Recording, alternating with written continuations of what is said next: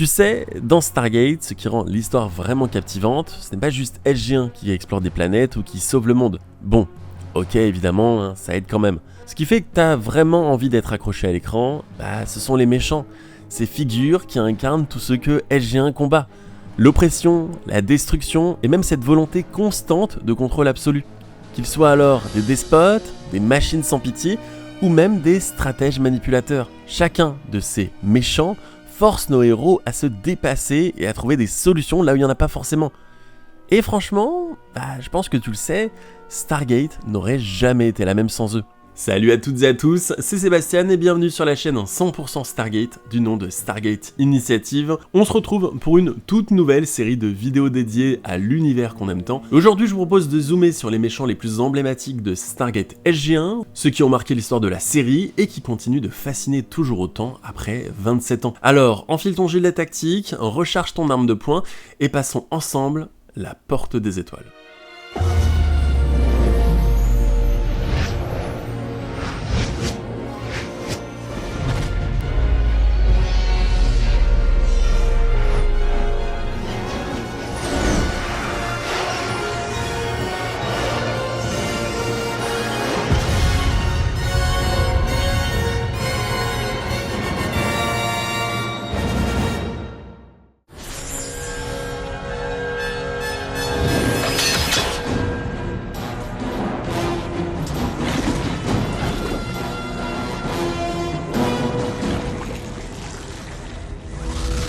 Et comment bien commencer sans parler du premier, Apophis. Et ouais, c'est la première grande menace qu'on rencontre. Et il fait pas les choses à moitié, parce que dès le début, il incarne tout ce qu'un Goa'uld doit être. Arrogant, charismatique, totalement convaincu qu'il est un dieu vivant. Son attitude, son allure, ses répliques, tout est fait pour montrer qu'il se sent au-dessus de tout et de tout le monde. Il représente, pour le coup, parfaitement l'oppression des Goa'uld et leur contrôle tyrannique sur des civilisations entières.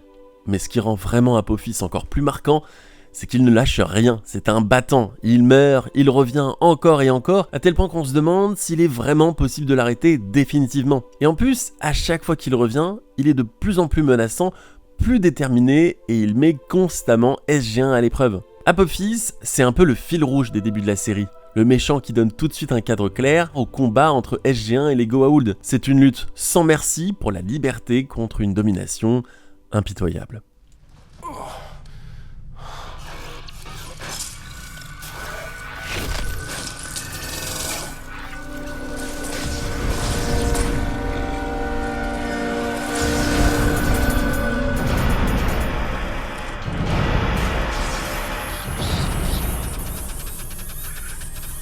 Alors là, on change complètement d'ambiance.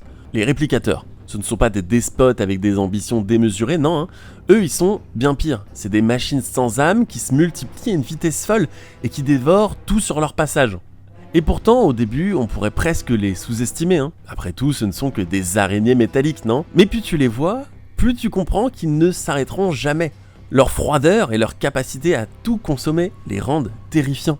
Et puis, ils évoluent.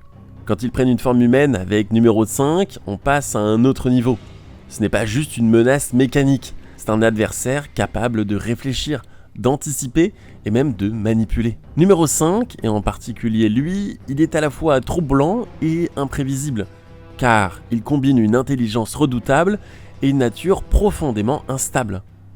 En définitive, les réplicateurs, ils ne cherchent pas à dominer ou à contrôler. Ils existent uniquement pour se répandre et détruire. Leur existence même est une menace et leurs avancées inexorables met SG1 et le reste de la galaxie face à l'un des défis les plus insurmontables de la série.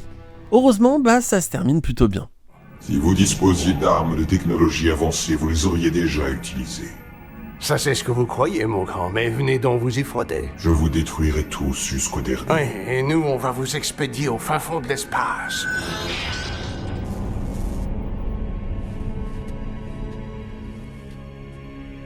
On repart du côté des Goa'uld et on va parler maintenant puissance brute. Je te parle de Anubis, l'un des plus gros méchants de Stargate SG1 à partir de la fin de la saison 5. Anubis est dans une catégorie à part. De base, c'est un Goa'uld qui n'est pas vraiment comme les autres. Il est plus qu'un simple seigneur tyrannique. C'est une force apocalyptique, et même les Goa'uld, pourtant loin d'être des modèles de vertu, l'ont banni pour son excès. Et quand il revient, il est presque invincible. Sa maîtrise des technologies des anciens et sa nature semi-incorporelle le rendent quasiment intouchable. Il n'a pas besoin de discours grandiloquents ou de déclarations dramatiques pour imposer sa présence, non. Avec lui, tout est calculé, précis et terriblement efficace. Anubis, il n'est pas spécialement comme Apophis. Il cherche pas simplement à contrôler. Il veut clairement annihiler toute existence de cette galaxie et de l'univers. Ses actions, elles laissent aucun doute, c'est une menace permanente, un ennemi qui pousse SG1 à leur limite absolue. C'est l'incarnation de la destruction pure et chaque affrontement avec lui est une lutte pour la survie, pas seulement de l'équipe, mais de toutes les espèces de l'univers. Avant de continuer cette vidéo, je vous invite à partager, à liker et vous abonner, mais surtout m'écrire dans les commentaires le prochain sujet que vous aimeriez que je puisse développer dans une vidéo dédiée. Votre commentaire sera peut-être tiré au sort et je pourrai alors enfin en parler sur la chaîne. Mais je vous propose de revenir à ce qui nous intéresse le plus, les plus gros méchants de l'ère Stargate SG1. Mais avant de parler du dernier méchant de ce top, il faut rendre hommage à d'autres Goa'uld qui ont marqué la série.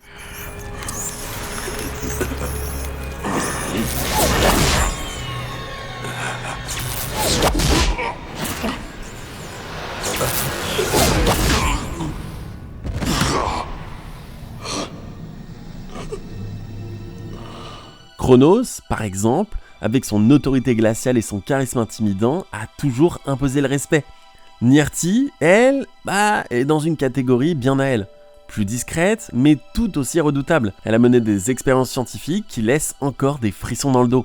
Et puis, il y a Hathor, un personnage qui ne fait pas dans la subtilité, mais qui a cette présence magnétique et ce pouvoir de manipulation qui ont fait d'elle une adversaire unique. Et pour finir, l'un de mes préférés, Imhotep.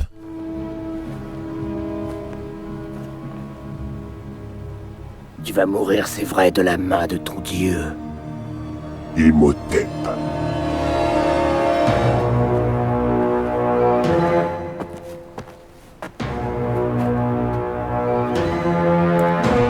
Même s'il a été moins longtemps sous les projecteurs, juste le temps d'un épisode, il a marqué par sa présence. Il reste l'un des Goa'uld les plus intrigants de par sa stratégie et de sa manière d'exploiter la foi des autres. En définitive, toutes ces figures secondaires ont toutes contribué à enrichir l'univers de Stargate et à montrer la diversité des menaces que SG1 devait affronter. Et enfin, pour aujourd'hui, il y a Baal. Je suis Baal. C'est un nom, ça? Non? Baal? Oh, ça n'a pas dû être facile à l'école, hein. On vous appelait basket ou hand? Alors contrairement aux autres Goa'uld, Baal il est un peu plus subtil. Là où Apophis impose par sa force brute et Anubis par sa puissance divine, Baal il joue plus sur l'intelligence, la stratégie et parfois l'humour noir. C'est un manipulateur, pragmatique et incroyablement calculateur. Chaque décision qu'il prend est un mouvement sur un échiquier galactique et il a toujours un coup d'avance. Ces clones ajoutent une couche supplémentaire de complexité à sa stratégie, rendant presque impossible de savoir si on a vraiment affaire à lui ou à une de ses copies. Mais ce qui le rend vraiment unique, c'est son caractère. Il est sarcastique, ironique, et il a une manière de s'exprimer qui le distingue de tous les autres Goa'uld. Encore une fois, c'est l'un des seuls à ne pas parler avec sa grosse voix. Avec Baal, on a parfois l'impression de voir un méchant qui ne cherche pas seulement à dominer, mais qui prend un certain plaisir à jouer avec ses adversaires. C'est le genre de méchant qu'on adore détester.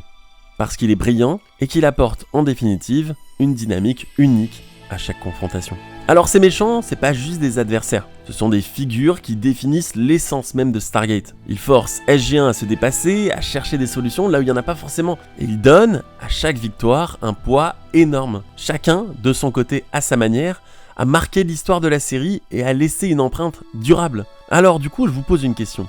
Pour vous, lequel de ces méchants vous ont le plus marqué ? Dites-moi tout ça en commentaire et n'oubliez pas de garder un œil sur la porte des étoiles, on ne sait jamais qui pourrait débarquer. Et voilà les amis, si vous avez apprécié cette vidéo, n'hésitez pas à me le dire en commentaire, partagez, likez et abonnez-vous, c'est comme ça que je sais que vous aimez le contenu. On se retrouve évidemment pour une prochaine. N'hésitez pas également à me suivre sur les réseaux sociaux, on se retrouve évidemment de l'autre côté des guetteurs. C'était Sébastien pour la chaîne Stargate Initiative. Ciao tout le monde.